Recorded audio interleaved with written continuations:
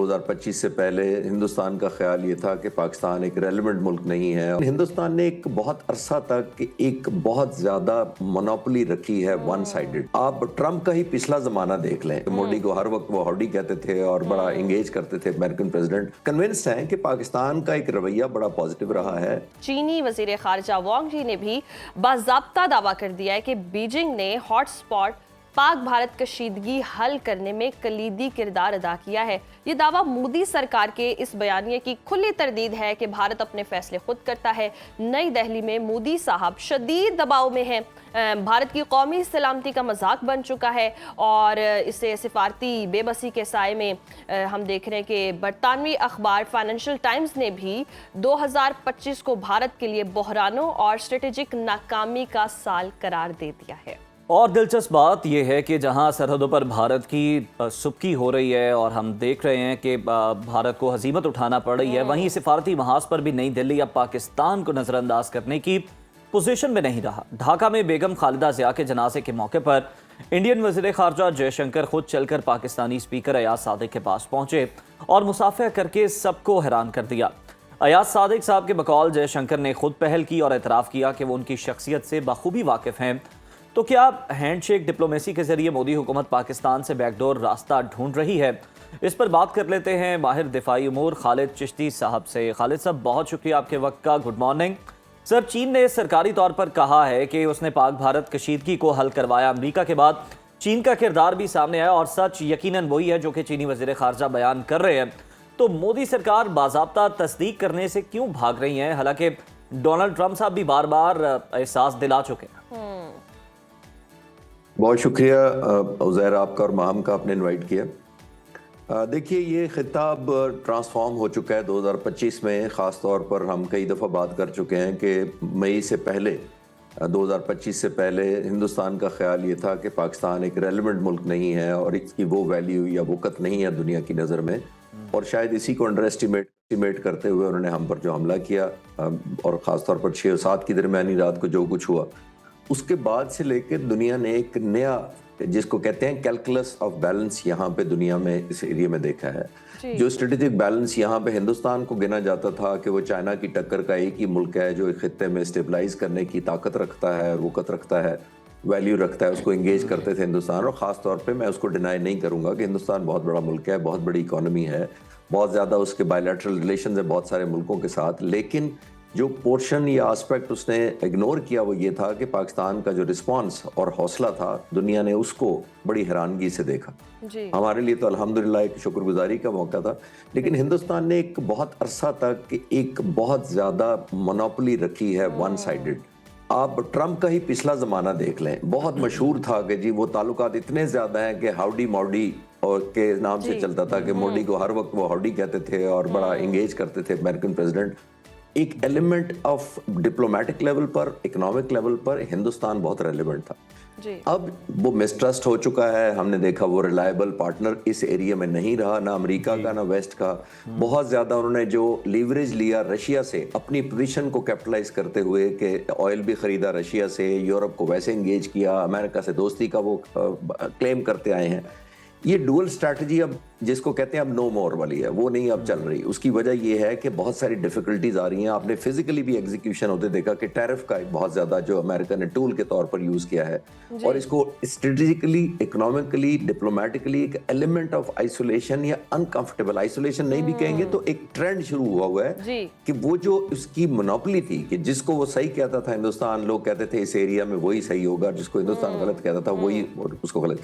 40% oil अभी भी Russia से खरीद रहा है। अमेरिकन प्रेसिडेंट ने टैरिफ पे टैरिफ लगाए जा रहे हैं। जो आप जिसकी बात कर रहे थे स्ट्रेटेजिक ऑटोनॉमी की, वो नाम भी अब अमेरिका उसको एक्सेप्ट करने को तैयार नहीं है कि ये स्ट्रेटेजिक ऑटोनॉमी की वजह से हिंदुस्तान करता है। अमेरिकन प्रेसिडेंट कहते हैं कि स्ट्रेटेजिक ऑटोनॉमी नहीं है, ये हमारा क्लैश ऑफ इंटरेस्ट है। और जितने बड़े मुल्क, खासतौर पर ये अमेरिका जैसे होते हैं, वो अपना कॉन्फ्लिक्ट ऑफ इंटरेस्ट जहां देखते हैं, वो ये नहीं देखते कि सामने हिंदुस्तान है कोई और मुल्क है। आई थिंक ये उसी का शख्साना है जो हम देखते आ रहे हैं। ऐसे ही है। अच्छा खालिद साहब, ढाका में हम देखें तो जयशंकर का अयाज सादिक से खुद मिलना और ये कहना कि तारुफ की ज़रूरत नहीं है, क्या ये इस बात का इशारा है कि भारत अब हैंडशेक डिप्लोमेसी के जरिए पाकिस्तान की तरफ हाथ बढ़ाने पर मजबूर है?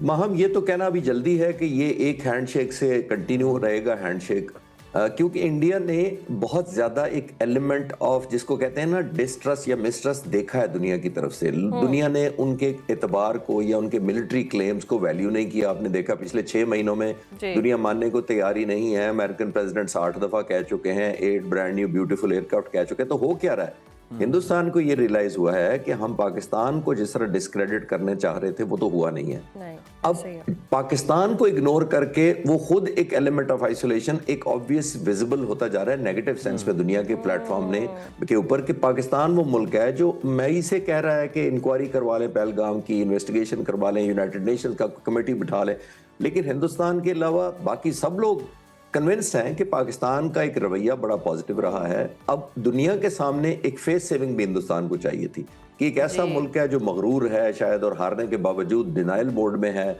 और मैं कई दफा कह चुका हूं कि मैं जब जुलाई में गया था कनाडा तो मैंने एक इंटरव्यू दिया था एक सिख जर्नलिस्ट को, तो उसने मुझसे पूछा था कि आप इंडियन एयरफोर्स को क्या मशवरा देंगे इस वक्त अपने मुखालिफ या दुश्मन एयरफोर्स की तरफ से।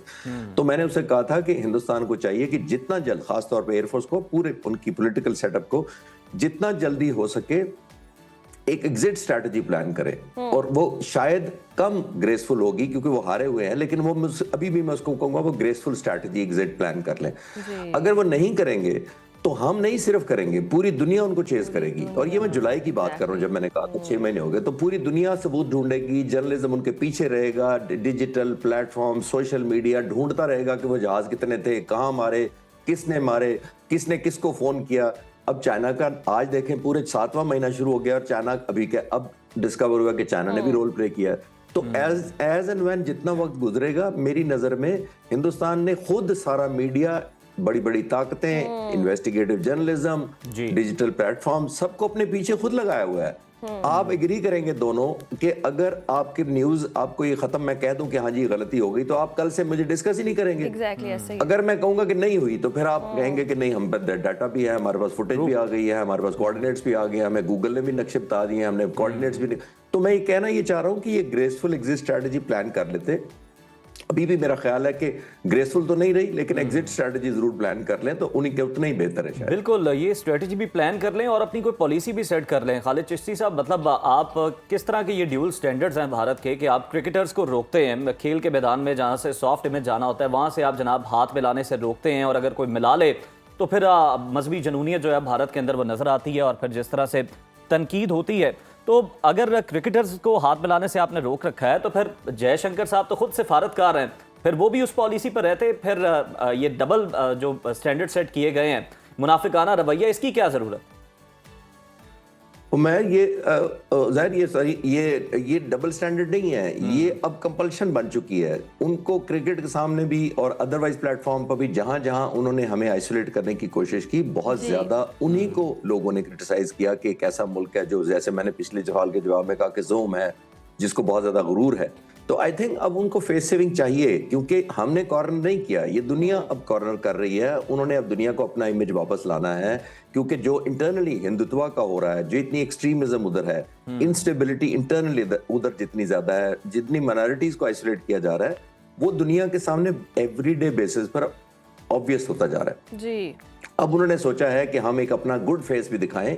ये शायद कंपल्शन है। मैं कहता हूं कि ये परमानेंट हो, मैं ये बिल्कुल नहीं चाहता कि कह रहा हूं कि ये वन टाइम हो, मैं चाहता हूं, लेकिन मेरा मानना ये है कि ये एक इंटरनेशनल प्रेशर बहुत ज्यादा है कि उनकी जो इनकंसिस्टेंसी थी ओवर द इयर्स कि जी एक्सप्लॉइट करो, कैपिटलाइज करो, take best of both sides of the world, west का भी, अमेरिका का भी, वो दुनिया अब नहीं ले रही। अब दुनिया रियलिज्म की तरफ ज्यादा है, दुनिया फैक्ट फाइंडिंग की तरफ ज्यादा है, दुनिया सबूत मांगती है। हमने सब कुछ दिया है जिसकी वजह से दुनिया हमें अल्हम्दुलिल्लाह अब ज्यादा रेलेवेंट समझ रही है। हिंदुस्तान एक आइसोलेशन का शिकार है। बिल्कुल, हिंदुस्तान अब आइसोलेशन का शिकार है। खालिद साहब, इसके बाद अब सवाल ये पैदा होता है कि भारत का फ्यूचर क्या है। भारत के अंदर ही हम अगर देखें तो बड़ी ज़्यादा तबाही देखने में आ रही है, अंदरूनी टूट फूट है, या कोई बड़ी आप देख रहे हैं कि सिविल वॉर जैसी कोई सिचुएशन हो सकती है, क्या होगा भारत के साथ? देखिए, ट्रेडिशनली थाउजेंड्स ऑफ ईयर जितने भी हिंदुस्तान की आप हिस्ट्री देखें, ये यूनाइटेड कंट्री रही भी नहीं है उस तरह जिस तरह हम समझ रहे हैं आज की मॉडर्न वर्ल्ड में। देखिए, जब अंग्रेज यहाँ पर हुकूमत करते थे तो आप हैरान होंगे, हम समझते थे अंग्रेजों का कब्जा था। आप 563 प्रिंसली स्टेट्स थी हिंदुस्तान में जो ब्रिटिश रूल के अंदर नहीं आती थी। 563 प्रिंसली, जिसके अंदर प्रिंस थे, महाराजास थे और मुख्तलिफ थे, मोर देन 50% बनता था। तो उसका मतलब यह है कि अंग्रेजों ने भी ये कबूल कर लिया था कि इस पूरे मुल्क को अंडर वन रूल नहीं रखा जा सकता। कोई प्रिंस है या महाराजा है तो राजा है, उसको इंडिपेंडेंस किया हुआ था, वो अपनी सारा फॉरेन पॉलिसी, डोमेस्टिक ट्रेड, सब कुछ वो इंडिपेंडेंट करते थे। तो ट्रेडिशनली ये ग्रुप ऑफ मिनी नेशंस हैं, मिनी रिलीजन्स हैं, सेगमेंट्स को इकट्ठा जरूर हुआ है, जाहिर है बहुत बड़ा मुल्क है, मैं उसकी रिस्पेक्ट करता हूं, मैं ये नहीं कह रहा कि वो टूटने जा रहा है, लेकिन मिसट्रस्ट और डिस्ट्रस्ट जब हुकूमत लेवल पे होता है तो लोगों का भी आप पर एतमाद खत्म होता है। आपने क्रिकेट की बात की, चले मैं छोटी सी आखिरी बात इस सवाल के जवाब में कर देता हूँ कि हिंदुस्तान ने क्लेम किया कि जनाब हमने पाकिस्तान को सबक सिखा दिया, ये सिखा दिया, उनके मुल्क से आवाजें आई कि सबूत कहाँ है। आप जब 11 खिलाड़ियों की क्रिकेट टीम भेजते हैं किसी मैच के लिए दुनिया में, तो वापसी पर लोग नहीं पूछते कि हमारी वो ट्रॉफी किधर है वर्ल्ड कप की जो इसके लिए आपको भेजा था। तो आपने उस रात को 6 और 7 को 85 जहाज भेजे, बियॉन्ड विजुअल रेंज मिसाइल लगाकर भेजे, तो फिर लोग वापसी पर नहीं पूछेंगे कि वो हमारे 7 जहाज कहाँ हैं जो छोड़े हैं या नहीं लैंड किए, और फिर सबूत कहाँ है अगर पाकिस्तान के भी आपने 10-12 जहाज मारे हैं। तो दुनिया फैक्ट्स पर चलती है। अब आप कितना अरसा लोगों को ये कहेंगे। अब थोड़ी देर पहले जो मैंने पहले सवाल के जवाब में कहा कि एग्जिट स्ट्रेटजी प्लान कर लें, जितनी जल्दी निकल जाएंगे। मीडिया के पास तो और बहुत सारी खालिद साहब आप ठीक कह रहे हैं सर। यहाँ पे हमने बात कर ली, क्रिकेट की बात कर ली, अब हम थोड़ा सा शोबिस की भी बात कर लेते हैं, बॉलीवुड की बात कर लेते हैं। शाहरुख खान जो है वो अपनी टीम बना रहे हैं और उन पर जनाब हमले शुरू कर दिए गए हैं कि अगर आपने को बांग्लादेशी खिलाड़ी जो है उसको खिलाया तो फिर जनाब हम उसको भी तशद्दुद का निशाना बनाएंगे, आपको भी तशद्दुद का निशाना बनाएंगे। बड़े खुलेआम उनको ये धमकियां दी जा रही हैं। तो क्या जो 7 सिस्टर स्टेट है उसका भी रंज है भारतीयों को कि जनाब ये बांग्लादेश हमसे अलग कर सकता है, और उसके अलावा बहुत सारी अलहदगी की तहरीकें तो ऑलरेडी चल रही हैं। तो अब बेचैनी है जिसकी वजह से हुकूमती सतह पर सरपरस्ती की जाती है ऐसे जुनूनियों की।